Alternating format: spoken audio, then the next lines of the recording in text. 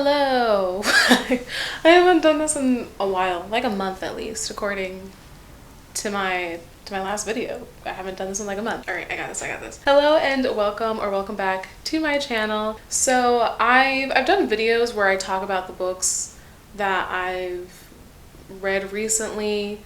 I think the last two videos where I did that, I had talked about like a group of 6. That was the first video. And then for the next video, I did the next 6. This video, I have no idea what I'm gonna do. I want to talk about the books that I've been reading for autumn, fall. I set myself a goal for this year to read a certain amount of books. People read like 100 books in a year.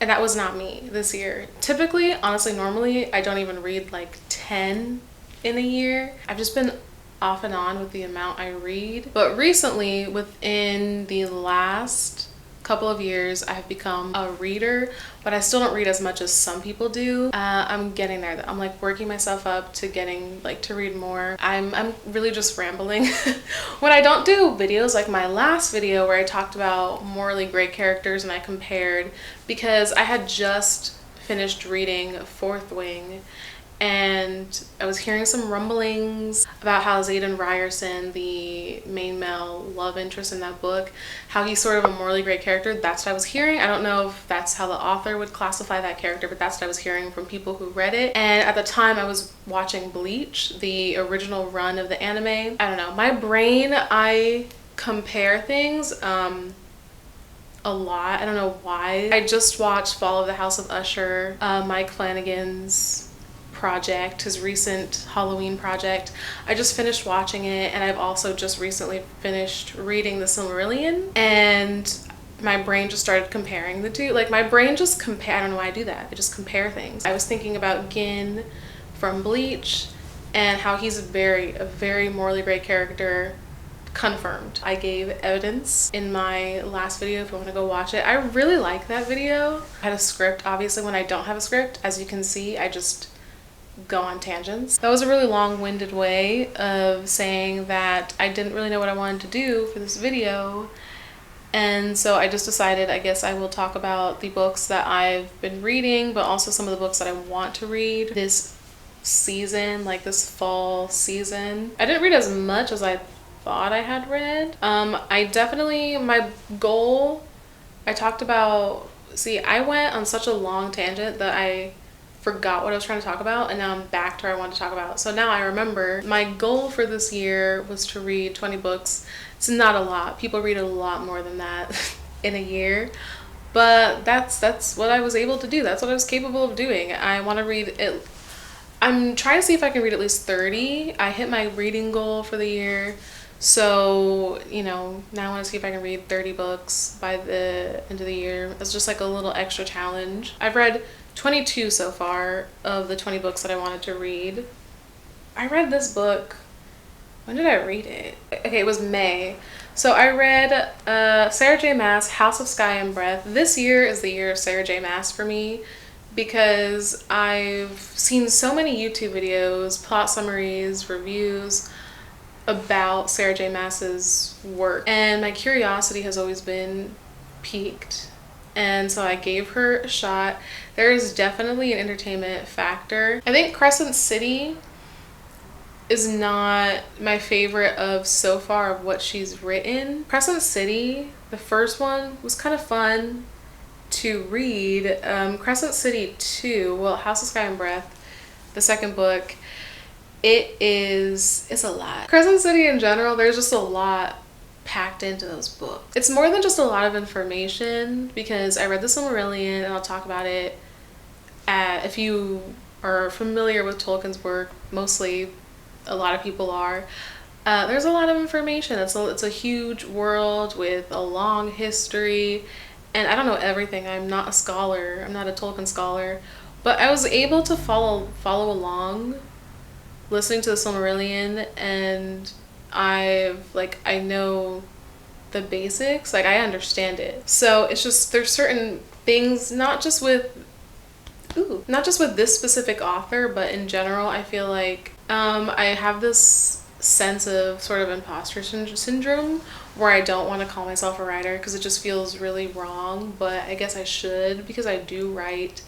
As a writer and as somebody who enjoys fantasy and writes fantasy, I see the temptation and I understand why some writers want to pack a lot of stuff into their work.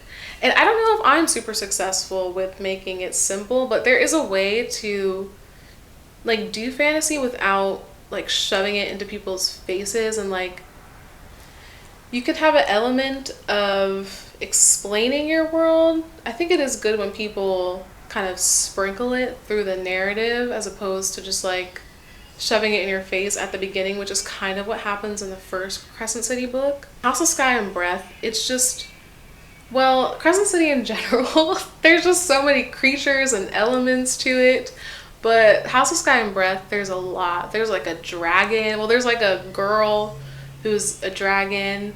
And I'm not like against having all these magical creatures and fantasy magical elements where it's just like the whole world is just bursting with magic. Like, that's great. I love that. I don't know. I mean, I'm nobody. I'm not selling books, New York Times bestseller, and I'm not making millions of dollars from what I've written. So, I mean, Sarah J. Maas and other authors more successful than me don't need to take my advice. I feel like there's a way to flesh out your world without doing so much. But then there's the opposite. Fourth Wing, for example, because I read that, you have the element of the war college, the dragons, but there's almost not enough. Like it's a 600-page book, I think. It's a really long book, but there's still almost not enough because, for example, the author mentions mage lights, which a mage is, you know, ooh, I just almost lost a nail. A mage is a person who practices magic, but the narrator, she mentions the protagonist. She mentions that they use lesser magic. They can channel their magic through their dragons. Like the characters, characters, they get these like signets from their dragon. They channel power through their dragon and they get magic. So there's magic in the world. Where are the mages? But then you say mage lights. You know, I don't know. There's a balance. It's about balance. I'm not the fantasy expert, fantasy genre expert. I don't know. With fantasy, I feel like people either want to do too much or not enough. But I enjoy fantasy a lot, but I just started reading fantasy. I've always been a Lord of the Rings fan. Started with the movies first, but as in terms of reading fantasy, I've just been starting. So I should probably read more fantasy and see. I know that there's a whole world. I'm on the fantasy subreddit. I know there's a whole world of wonderfully written fantasy books. I know I have to read them. What I have read in that genre, it is fun though. So, an entertainment is a worthy quality also. Yeah, House of Sky and Breath, couldn't even explain it to you if I tried. I'll read did I already talk about it? I'm not sure if I did talk about it. Did I talk about it? No, I didn't. Okay. I'll read the synopsis. So the synopsis is Bryce Quinlan and Hunt Athalar are trying to get back to normal. They may have saved Crescent City, but with so much upheaval in their lives lately, they mostly want a chance to relax, slow down, figure out what the future holds.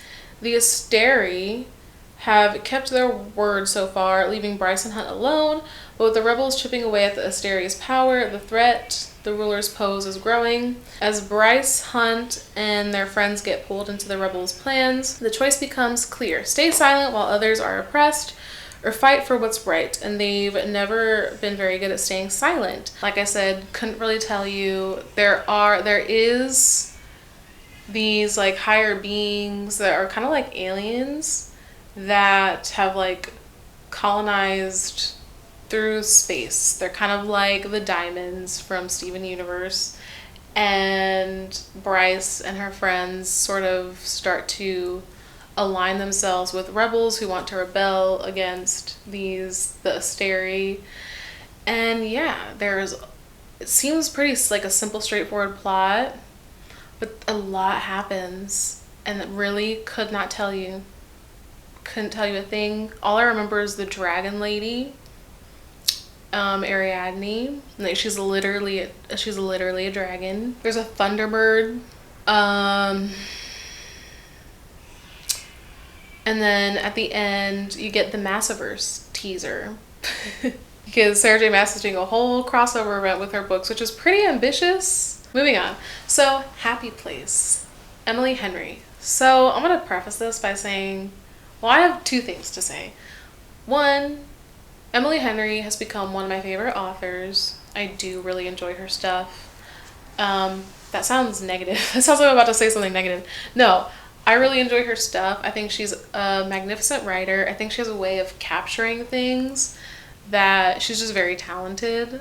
I think her dialogue is really snappy and quick. She's really good at painting a picture, especially because her kind of niche getaways from people we meet on vacation, book lovers, the characters are somewhere else that's not their typical home. Because the characters are typically on a vacation or somewhere else, she's really good at just capturing the kind of environment. I specifically liked it when I read, what was it, Beach Read? The way she describes Lake Michigan, and it was summer, around summertime when I read that book, and I would sit on my patio and read it and let the breeze just wash over me. I almost said come over me. I would let the breeze just like wash over me, enjoy the sunset. It was really nice to read. She's really good at atmospheric stuff, really good at describing environmental things and how things feel. And she's very good with emotion also. But second thing I'll say is I was in a really weird period when I read this book. I was having an existential crisis, like really, really bad. And it was one of those ones where I was like, what's the point of it all if we die, you know? So, when I read this book, Not in a Good Place, and it's it's a book about a couple that has split up, and so they're rekindling their romance. It's, what is it called? It's a trope. It's a second chance, I think. I don't know. It made me really sad. Like, it made me really sad. It made me sadder. Her other books that I've read, Book Lovers, Beach Read, People We Meet on Vacation, it was like happier, but this one was kind of sad because the two main characters, the main character, the female main character and her ex-fiance, the main male love interest of this book, they're just talking about the dissolution. Is that a word? Is that a right word? They're talking about the end of their relationship a lot, and it's just sad. It made me sad. Regardless, I still think that Emily Henry is a really good writer. I think I wrote some notes on my phone, so let me actually get that out. When I started reading it, I wrote, "It's already a delight to read." Before I read this book, I had never read a book about exes before. It was interesting to read about people who are already well acquainted with each other. I love Emily Henry's sense of humor. She always makes me smile and laugh. Oh, the guy, I can't remember, I have the book. It's somewhere around here. I moved, so it's in a box somewhere. But I think the guy called the girl baby. Like, I think he was undressing her to put her to sleep and like to help her get to sleep, to put her to bed, whatever. And he called her baby, and somehow she made it not cringy. I really liked the characters Parth and Sabrina from Happy Place. They're, on the surface, your stereotypical kind of waspy New England people, but they're actually really cool and really nice. So I can't picture Win. Win is the main male. Fuck. Whose loud ass truck is that? So Win is the main male love interest. He's the ex-fiance, and I could not picture him for the life of me. He's supposed to be blonde and he has like a beard, and I could not. I started imagining, what's her name? Alex Daddario, I think that's her name. She played Annabeth in Percy Jackson and other things, but that's the only thing I know her from. I started imagining her as Harriet, our protagonist in this book, because she has dark hair and blue eyes, and that's just how I was imagining her. This is something that I wanted to mention actually, that I wrote down when I read this book, which was a really long time ago. But something that I found really interesting that I saw people talking about in reviews of this book are is that Emily Henry isn't really a romance writer, and people were saying that she's more women's fiction, and I agree, particularly because so far what I've noticed in her books is that the romance isn't the biggest thing. So basically, if you are a romance reader, like you specifically want romance, that's not necessarily what her books are about. There's typically more than one relationship that's also being talked about. And People We Meet on Vacation, that was very much between the couple. So Book Lovers, there was a sister. Beach Read, it was the couple, but the protagonist, her father died, so she's dealing with that and some like infidelity on his part that she has to kind of reconcile with. So yeah, the romance isn't always necessarily the biggest factor in Emily Henry's books.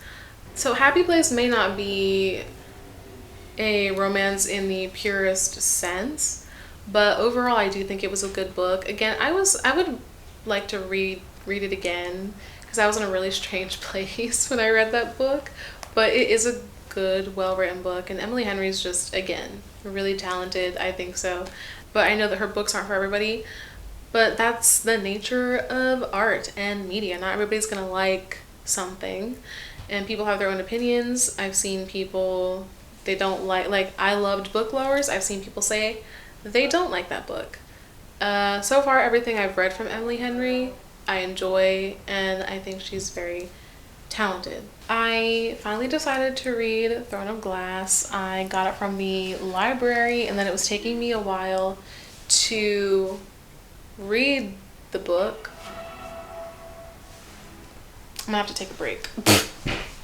Alright, so I took a long ass break, and I don't know where I left off. I know I was talking about Throne of Glass. I just lost a nail. Oh, there it is. There it is. Oh my god, I lost two. A lot of people sing high praises for Throne of Glass, and I want to read it. I'm gonna finish the series because I do want to know what happens. I know relatively how the story ends and how Celaena's story ends, and I'm curious. I'm decently curious, and I've heard books 3 and like 4 are really good. Or there's one book that people really love, so I do plan on finishing the series. But Throne of Glass, the first book, it's not quite what I was expecting. I had heard that Celaena, the character, is an assassin. That's kind of all I heard. I had heard that she likes to dress up and stuff, so there's an element of femininity to her character, which is cool. It's nice to have a character who's this like badass assassin, but she's also like, she likes to have her nails done, she likes to wear pretty dresses. The first Throne of Glass book, Celaena is a assassin who is in prison for a reason that I'm assuming gets explained later on, but there's also a prequel book that is short stories that I was listening to on audiobook that I haven't gotten to that part yet, but she ends up in prison, and so she's taken out of prison to participate in this contest for all assassins, not all assassins, but candidates to become the king's champion. And most of the book is but a lot of the book is focused on a love triangle. Mostly what I remember from Throne of Glass, the first book, is the love triangle, but there's all these other things going on that should be the biggest part of the book, and they're not. I read the second in the series, Crown of Midnight. It was getting into the plot more, so it was more interesting, entertaining, and I do want to know what happens. Like I said, I know generally the ending of the series. I know the big secrets and stuff. I found it hard to keep myself reading the first Throne of Glass. I was more interested in coming back to Crown of Midnight though. Nehemia was fine.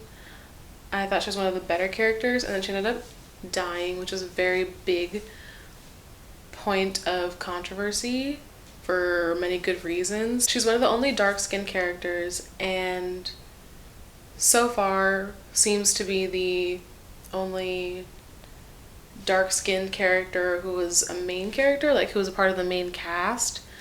And not only did she die, but she died to further Selena's cause. If you have, the thing is, if you have more than one character in your work that is of a different race, it makes, if you make them evil, or if you make them just do things that are wrong, or you kill somebody off, it makes it less like, why is it that character? And it's just another character. So, I read Shadow and Bone. I read the first one. The first book in the trilogy, I think. I'm not in a rush to read the second one. I will read it eventually because I have to, because I do want to know what happens. It is fantasy, but it felt more YA. I'm not against romance, YA, like I will read anything. I just want to know like what I'm getting into, because when you have these expectations for something like Ice Planet Barbarians, it's ridiculous,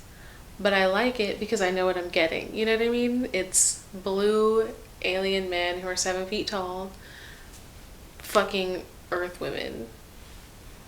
That's what it is. That's what it's advertised as. It delivered. Did I make notes for this one?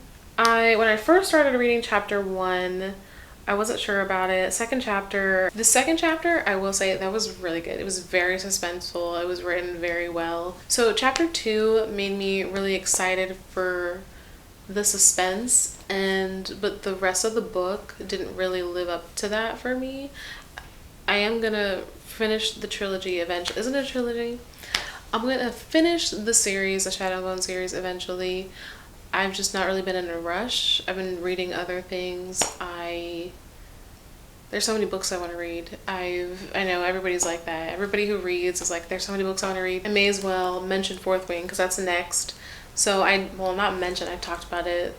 I've mentioned it quite a bit already. I've sprinkled it in my discussion as I'm speaking. I thought it was gonna be, I saw the dragons. I thought it was gonna be like How to Train Your Dragon, but more grown up. I'm not gonna say more action, because the action in How to Train Your Dragon is pretty good, but yeah, it just wasn't really what I was expecting. I listened to it on Audible, and then I recently got it from the library to kind of reread it, because there were some things that I did not understand, and there's still some things I don't understand. Like I mentioned the mage lights, which means that there are mages, but nary a mage enters the story. The dragons are cool though, because dragons are always cool. I will be reading, what is it, Iron Flame. I will read it because I'm curious. My curiosity will beat anything and everything. I think that hype can really be, it's not a book as if it's like its own entity, but hype for something and social media hype, it's not really the fault of what the book can offer. There's definitely a lot of info. Like I said, there's a lot of info dumping in like Crescent City, Fourth Wing. I think it's really hard to write fantasy and you want people to understand the aspects of your world, because I run into that problem. Fourth Wing, the info dumping can be, well, it also doesn't feel like we need to necessarily know the information. It could have happened in a history class or something, but Violet, in times of stress, she recites facts, but it's a way for the author to tell the reader information. I don't know much about Violet's disability, and I don't have that disability. I don't know anybody that has a disability. I can't speak about it. I had never even heard about it. Like, I'd never heard of the disability. I hadn't heard its name. I think it's good that, I'm sure a lot of people don't know what that disability is, so it's good to have something like that so that people know what it is. It brings awareness to it. Even though I hear some of the criticisms of the disability and how it was represented from people with a disability. For example, Violet and Xaden have super, super rough sex and she's fine. So I get that criticism. But I do think just in general, because disability, any type of disability, is not really represented that much in media and represented well, I understand why people with that disability or disability in general appreciates the representation, because it's very minimal. So I think in general, when you're a person who doesn't see something of yourself a lot in media, to just see it is nice. And I get that. Violet as a character, I think she was fine. I could see that she was made to be likable, like purposefully made to be likable, which there's nothing necessarily wrong with that. You know, some people really want their characters to be liked. Obviously, you don't, when you craft a character, sometimes you really want people to really like that character. Some authors create characters that are really not supposed to be likable. Like, I've never read it, but Berserk, the manga, Guts is a character that's not really likable, but people love him because he's a well-written character. And I feel like I'm saying things that I do personally when I'm writing too, because I'm not perfect.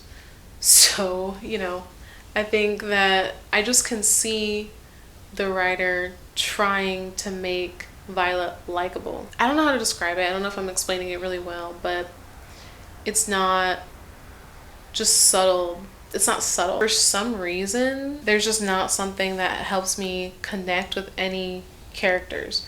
Like, Violet makes friends, but I don't understand why they like her, and I don't understand why she likes them. I've read the Silmarillion, and a lot of people have their own feelings on Tolkien's work. Obviously, a lot of people love it. It's amazing to me how the Silmarillion, you don't have a lot of dialogue, and there's not in the way that we're used to in more modern literature. There shouldn't be a connection with some of these characters because you don't necessarily know a lot about them, and there's a lot of characters in the Silmarillion, but I felt so much for them. But with Fourth Wing, for example, there's a lot of dialogue. You have like, you don't even necessarily know what certain characters look like in not just the Silmarillion, but in like Tolkien's world. Legolas, for example, might not even be blonde. I don't think it's ever really said if he's blonde or not, but you get hair color, you get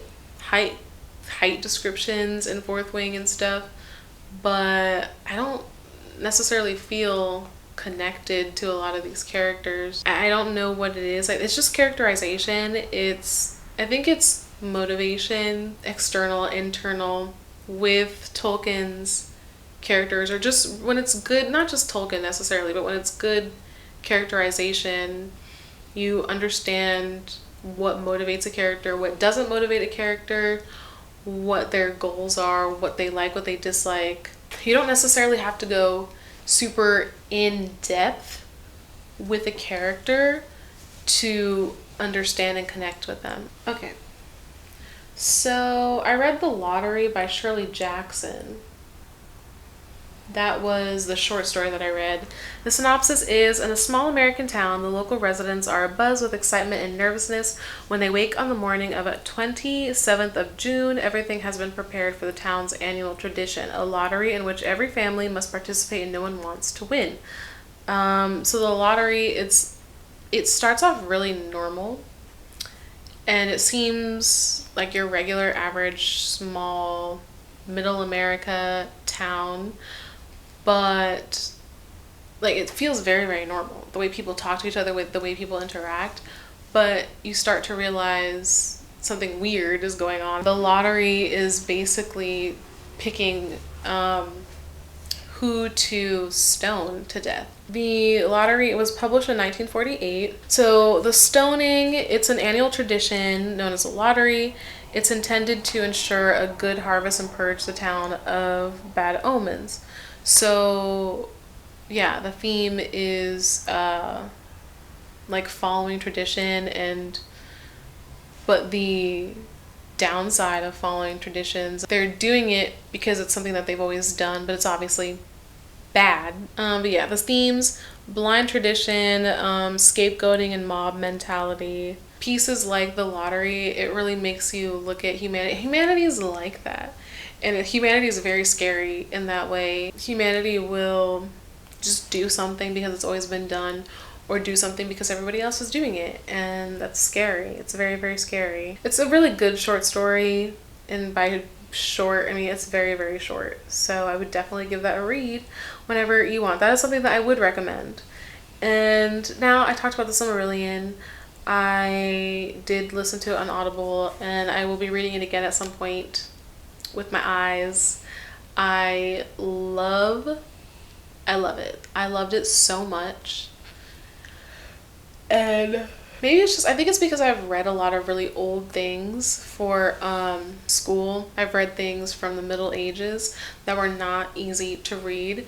And so I know, because the Silmarillion has a very in the beginning type of vibe, that people find it difficult to read. And definitely it's not written in a way to be this regular book story. It's kind of like an anthology almost. If somebody were to take myths or certain stories from history and put them together, that's what it is. But it tells one sort of, there's not a central character to the Silmarillion. It has a sort of central story about the Silmarils and the absolute chaos that fell from them, from the Silmarils. It's fun. It's tragic. I really love the elves. I'm a sucker for the elves. I love the Noldor and how messy and chaotic they are.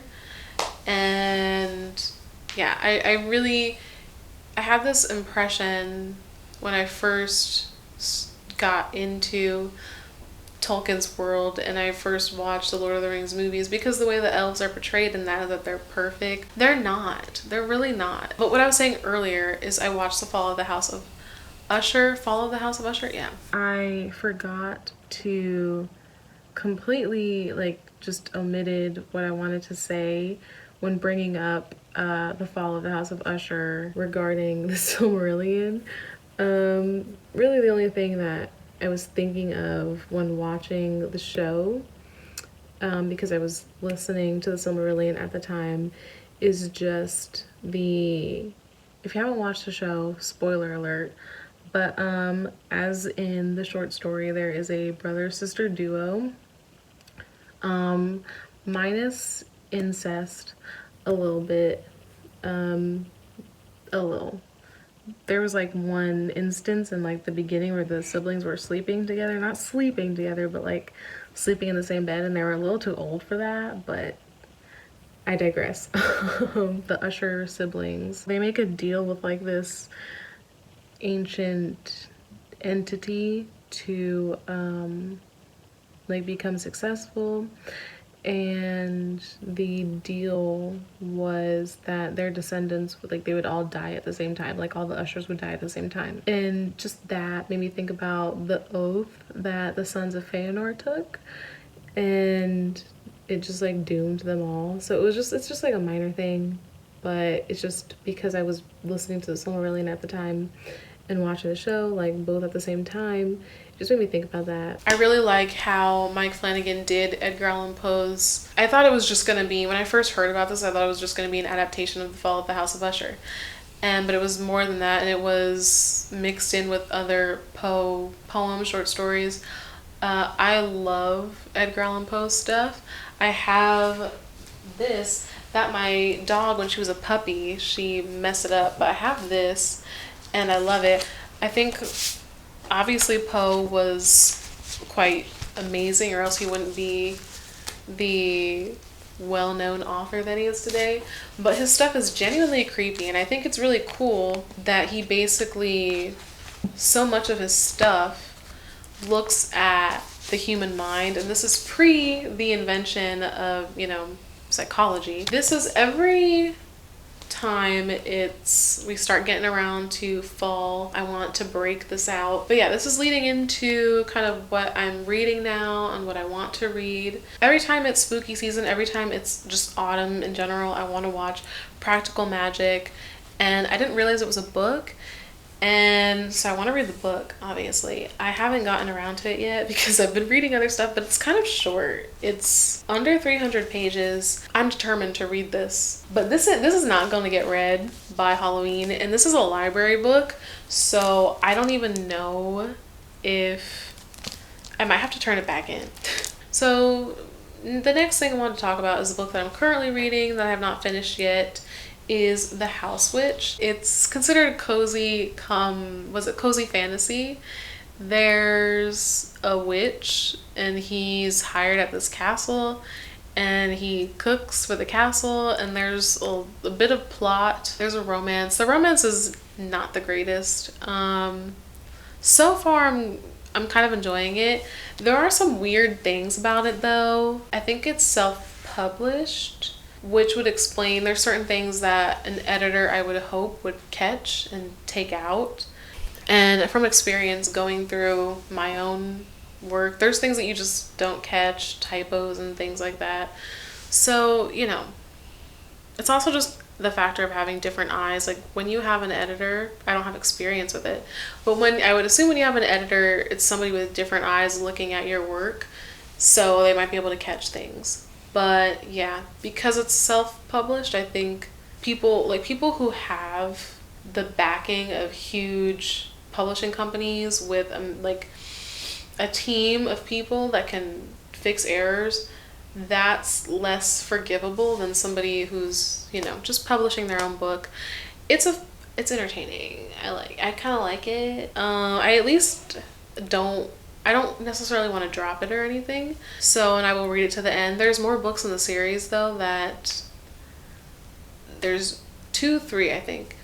I don't know if I'll read more. It depends on where this book leaves off. Book 1, The House Witch, for what it is, I am kind of enjoying it. Thank you so much for watching. Don't forget to like and subscribe.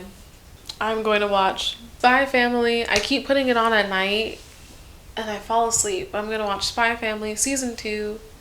I think there's 3 episodes out right now.